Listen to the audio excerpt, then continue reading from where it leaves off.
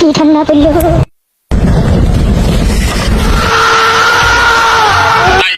একটা কথা মনে রাখবেন, পেট্রোল কিন্তু বাতাসও উড়ে, আর পেট্রোল যেখানে থাকবে সেখানে কিন্তু আগুন জ্বলবেই। পেট্রোল কিন্তু আগুন পানির ভিতরে থাকলেও সেখানে আগুন জ্বলবে। আলামিন ভাই এরকম একটা ভিডিও বানাতে গিয়ে উনি কিন্তু মাটি থেকে 14 ফুট উপরে একটা মাথা তৈরি করেন আর নিচে আগুন ধরান, আর আগুনটা কিন্তু 14 ফুটের উপরে উঠে যায়। আর আলামিন ভাইয়ের অবস্থা খুবই গুরুতর, আহত উনি।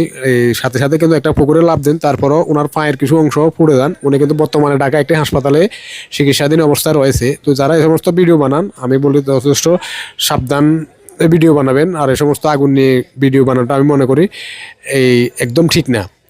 পেট্রোল দিয়ে তো মোটেই না, পেট্রোল কিন্তু বাতাসে উঠে। পেট্রোল যে জায়গায় থাকবে সে জায়গায় আগুন জ্বলবে।